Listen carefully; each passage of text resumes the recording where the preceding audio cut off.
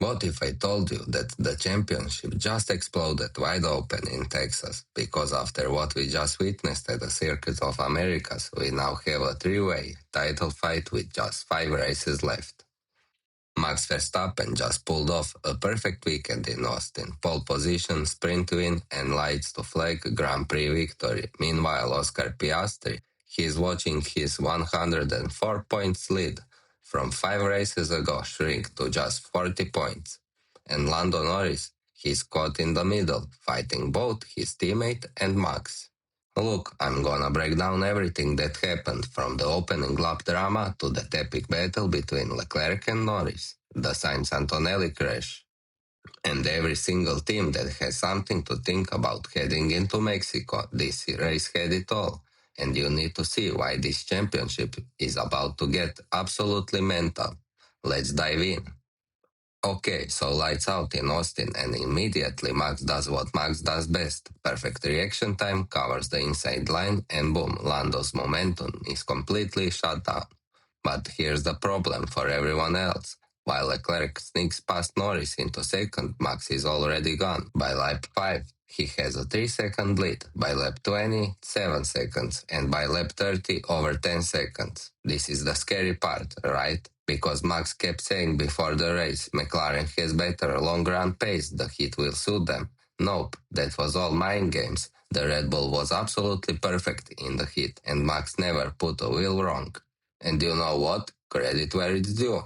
This is peak Verstappen. He didn't need to fight anyone wheel to wheel. He just nailed the start, controlled the tire degradation, and managed the gap perfectly.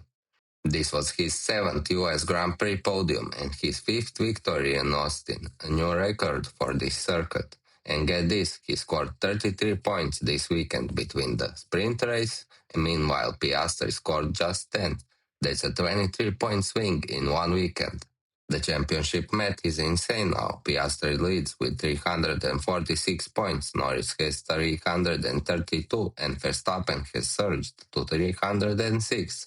There are 141 points left to fight for with 5 races remaining. This is anyone's championship. Now let's talk about the race within the race, because while Max was cruising out front, we had absolute thriller for second place. Lap 1, turn 1, Charles Leclerc on soft tires, the only driver in the top 15 to start on softs, get this mega launch and dives around the outside of Norris. And just like that, Ferrari is playing the tactical game.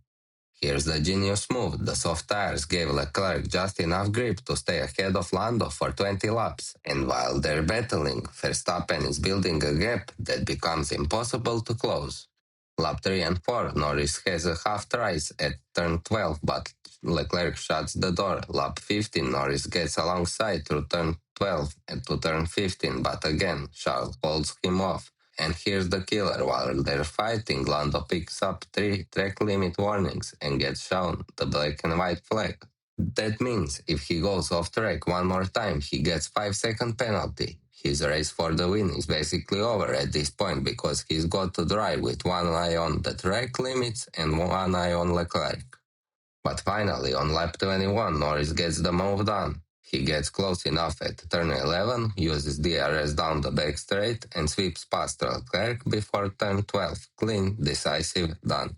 Except, damage is already done. Verstappen is 11 seconds up the road. The win is gone. So then we get into the pit stop phase. Leclerc pits on lap 22 for mediums, Hamilton follows. Norris pits on lap 32 for softs, but disaster. McLaren's slow stop costs him again 3.8 seconds. He comes out behind Leclerc. Now it's round 2, Norris on newer soft tires, Leclerc on older mediums, and this is where it gets spicy. Norris closes right up on Leclerc around lap 39, gets into DRS range. He's attacking, but then he radios his engineer. Tires are gone. The softs are overheating. He's sliding everywhere, so McLaren tells him to back off, cool the tires, and try again. It's this crazy yo-yo effect where he charges up to Leclerc, backs off, charges again. With just 5 laps remaining, Norris gets one final run. He's right in the DRS window, hands down Leclerc into turn 1. Charles defends in the inside brilliantly, but then turn 12. Norris gets the inside line, makes it stick, and takes second place. Charles tried everything, defended like an absolute warrior, but Lando gets it done. So Norris finishes second, Leclerc takes third. Lando closes the gap to Piastri by 8 points in the championship, but he still loses ground to Verstappen. That's the brutal reality for McLaren right now. Okay, so we need to talk about lap 7, because while the front of the race was playing out, there was chaos in the midfield. Carlos Sainz in the Williams and Kimi Antonelli in the Mercedes turn 15. Sainz lunges up the inside, he's trying to make the move, but he's only halfway alongside. Antonelli turns in because from his perspective there's no one there. Contact. Antonelli gets spun around, Sainz's front right is destroyed. The Williams drags on for a couple of corners, but the suspension is done. He pulls over at turn 17 and that's race over. Virtual safety car deployed. Sainz radios, sorry guys, Antonelli just turned in on me. Meanwhile, Antonelli is filming on the radio, he took me out. So, the stewards investigate after the race, and the consensus is predominantly Sainz's fault. He went for a gap that was closing, and Antonelli had every right to take the normal racing line. This was disaster for Williams. Sainz has just finished third in the sprint the day before, 6 valuable points. They desperately need points to stay ahead in the midfield battle. And now Sainz is out. Alex Albon had a lap 1 incident with Gabriel Bortoleto and finished 14th. As for Antonelli, he managed to continue after pitting under VSC. He changed to fresh mediums, but he was dead last. He eventually clawed his way back to 13th. Not great, but at least he finished. This incident shows just how tight and unforgiving the midfield battle is. One mistake, one risky lunge, and your entire race, your entire weekend is done. Now let's talk about the championship leader, Oscar Piastri, because this was not the weekend he needed. Saturday sprint, both McLarens taken out on lap 1 in a turn 1 melee involving Hülkenberg, Alonso, Norris and Piastri. Racing incident, nothing Piastri could do, 0 points. So then he's got the main race, qualifies 6th, already not ideal. The race starts, he gains 1 position to 5th, gets past Russell and then just disappears. He's running in no man's land, 6 seconds behind Hamilton in 4th. 6 seconds ahead of Russell in 6th. No pace, no battles, nothing. He finishes 5th and scores 10 points. Here's the thing, this is the third race in a row where Piastri has struggled. Singapore, Austin Sprint, Austin Grand Prix. He's being outperformed by both Verstappen and Norris in every session. Some people are saying he's feeling the pressure, that the way of leading the championship is getting to him. Others say that McLaren just didn't suit the Circuit of Americas this weekend. But look, it's Oscar Piastri. He's won 7 races this season. He's fast, he's smart, and he's got the team behind him. He needs to reset heading into Mexico because right now the momentum is completely with Verstappen.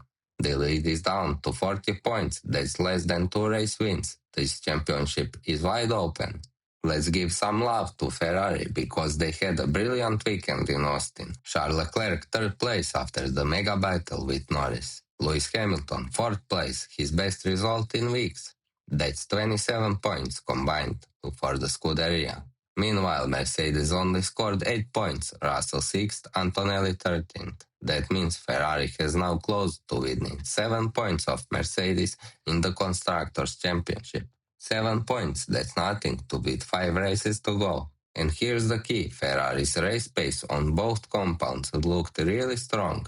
Leclerc on the softs held off Norris for ages. Hamilton on the medium has solid, consistent pace. If they can bring this form to Mexico and Brazil, they could genuinely snatch second in the constructors. Also, we can just appreciate Leclerc's defending. That was a masterclass stuff. Every move, every line perfectly judged. Driver of the day for me, honestly.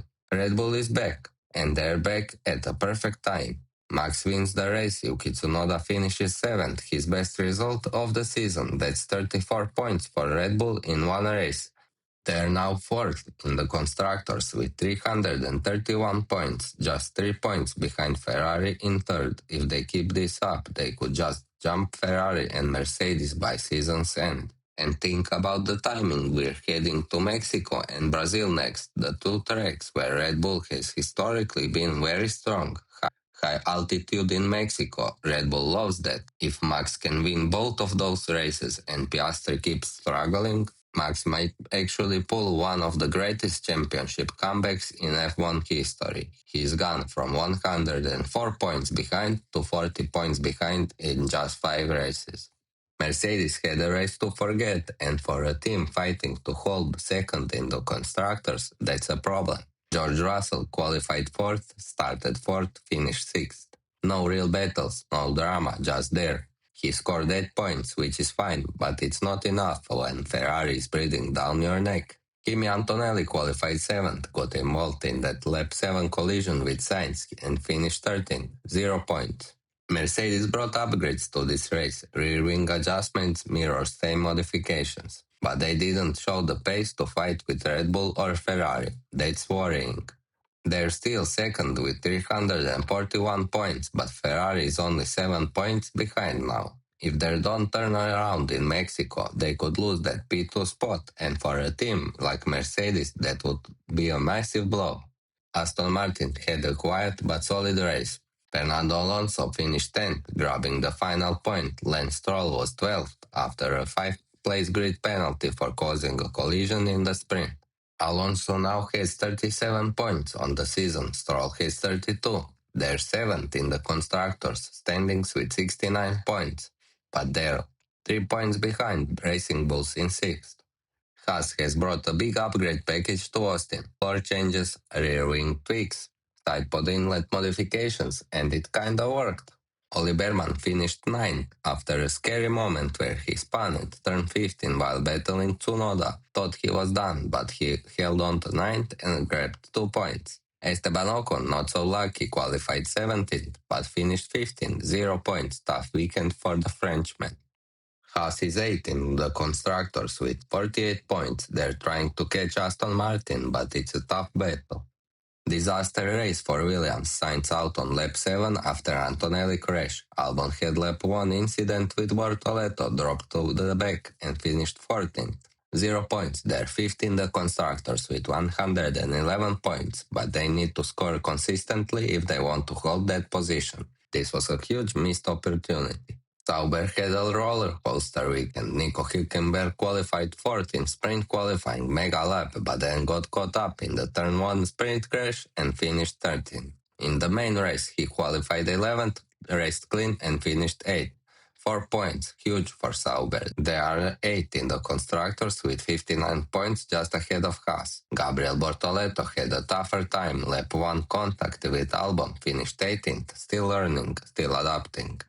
Racing Bulls, Liam Lawson finished 11th, Isaac Hadjar 16th, after a big qualifying crash that brought out the red flags. They're 6th in the constructors with 72 points. Hadjar also picked up a black and white flag for track limits, so not the best weekend for the rookie.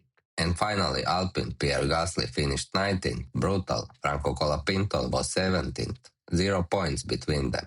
They are dead last in constructors with just 20 points. The car is tough to drive, development has stalled, and both drivers are struggling. Tough times in Anston. Alright, let's talk about what all this means for the championship, because after Austin, everything has changed. Drivers' Championship. Oscar Piastri, 346 points. Lando Norris, 332 points. Max Verstappen, 306. 5 races left, 125 points available from race wins, plus 16 from the sprints in Brazil and Qatar. That's 141 points total on the table. If Verstappen wins every remaining race and Piastri finishes second every time, Max wins the championship by 1 point. If Piastri has one more bad race and Max Verstappen keeps winning, it's over. Next up, Mexico City, high altitude, thin air, and track where Red Bull has been dominant in recent years. Verstappen won there in 23 and 24.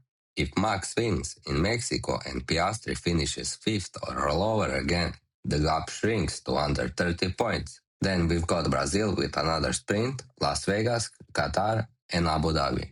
This is the championship fight we've been waiting for all season. Three drivers, two different teams, five races, and everything to play for.